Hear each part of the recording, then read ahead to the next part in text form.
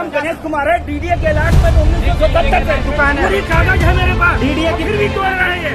कागज देखने को तैयार नहीं हो रहा, कोई नोटिस नहीं दिया गया मेरे को।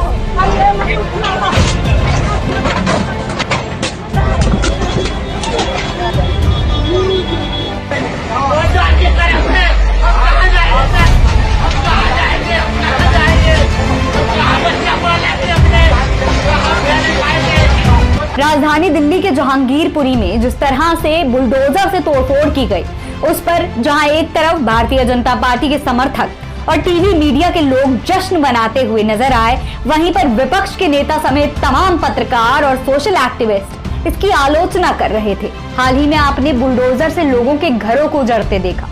इस मामले में सुबह ही सुप्रीम कोर्ट ने बुलडोजर की कार्रवाई पर रोक लगा दी थी। इसके बावजूद लगभग 2 घंटे तक बुलडोजर चलता रहा और तमाम दुकानें और घर तोड़े जाते रहे। इस कार्यवाही के पक्ष में अधिकारियों की दलील थी कि भले ही सुप्रीम कोर्ट ने रोक का आदेश दे दिया है, लेकिन जब तक ऑर्डर की कॉपी उनके पास नहीं पहुंचेगी तब तक बुलडोजर चलता रहेगा।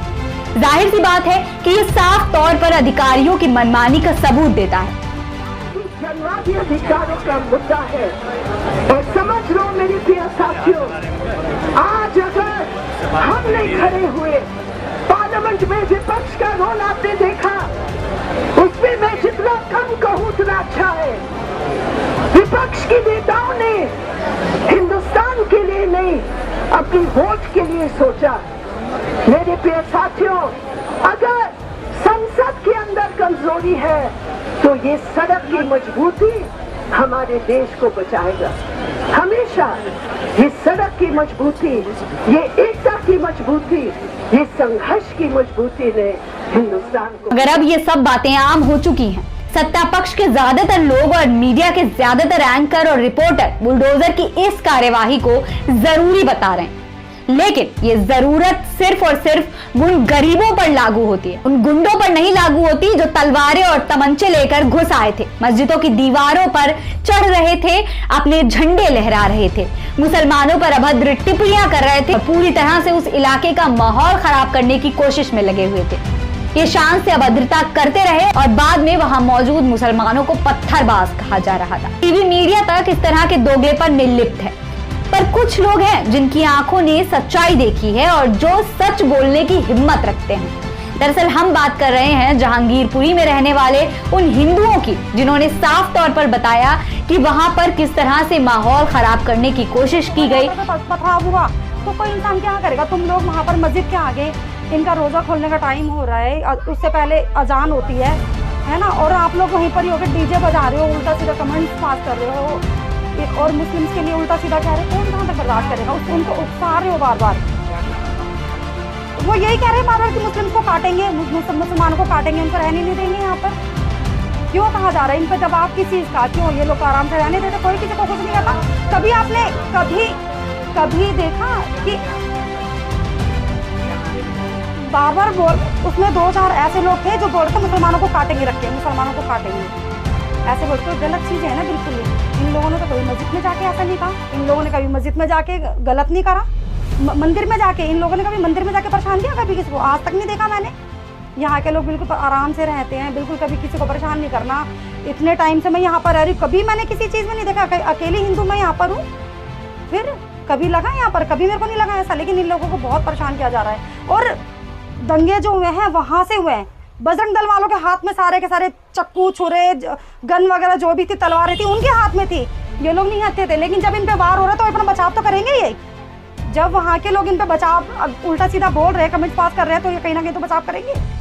लेकिन वो है, और यहाँ के लोग उठा के ले जा रहे हैं, तो मतलब क्या है ये गंदी राजनीति जो भी है, अपना भाईचारा, कुछ लोग हैं इसमें जो भाईचारा आपस में खराब करने की कोशिश कर रहे हैं। न मैं तो कहूँगी प्लीज उन पे कार्रवाई पकड़ा जाए। जिसके बाद कई गरीबों का संसार उजड़ गया, फिर चाहे हिंदू हो या मुसलमान। और उन कथित संगठन के लोगों का एक बाल भी बाका नहीं है। अरे 10 साल से तो हम 15 साल से तो हमारी दोस्ती है। मैं हिंदू या मोमडन है, हम भाई की तरह रहते हैं हम दोनों। कोई भी मदद होती, मेरे को कोई दिक्कत होती है तो ये खड़ा होता है, इसको कोई दिक्कत होती है तो मैं खड़ा होता हूँ। हम दोनों साथ ही रहते हैं हमेशा। क्या नाम है? अंशु नाम है मेरा। भाई का सोएब है मेरे भाई का। हम दोनों साथ ही रहते हैं, कहीं भी कोई भी दिक्कत होती है हम दोनों एक दूसरे की हेल्प में रहते हैं। लेकिन आज पता नहीं है कैसा कर रखा है आरएसएस वालों ने, हमारा सब पूरा बर्बाद ही करके रख दिया हमें। तो पूरा नुकसान इतना कर दिया, पूछो मत। कोई नोटिस नहीं, कोई कुछ नहीं, ऐसे थोड़ी ना होता है। हालांकि विपक्षी दलों के तमाम नेता इसका विरोध कर रहे हैं। जैसे CPIM की नेता वृंदा करात मौके पर पहुंची और बुलडोजर के सामने खड़ी होकर विरोध करने लगी। इसी मामले पर प्रतिक्रिया देते हुए कम्युनिस्ट पार्टी के विधायक महबूब आलम ने सोशल मीडिया पर लिखा कि देश की राजधानी में माननीय उच्चतम न्यायालय के आदेश के बावजूद बुलडोजर चलता रहा। लोकतंत्र की नींव ही नहीं बल्कि लोगों के बीच में भी दरारें पड़ी। इस पर प्रतिक्रिया देते हुए पत्रकार दिलीप मंडल ने तंज कसते हुए लिखा कि डिजिटल वर्ल्ड में सेकेंड्स के भी छोटे हिस्से में अमेरिका का मैसेज दिल्ली पहुंच जाता, ऑलमोस्ट रियल टाइम में। लेकिन डिजिटल इंडिया में सुप्रीम कोर्ट का आदेश जहांगीरपुरी पहुंचने में लगभग 2.25 घंटे लगे। तब तक तोड़फोड़ चलती रही। डिजिटल इंडिया का क्या फायदा अगर नियम खराब हो।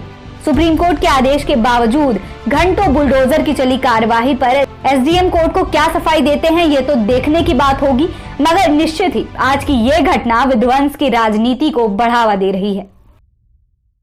वीडियो पसंद आई हो तो वीडियो को लाइक करें, चैनल को सब्सक्राइब करें, सब्सक्राइब बटन के साथ लगे नोटिफिकेशन बेल आइकन को भी दबा दें ताकि आप हमारी हर वीडियो से अपडेट रह सकें।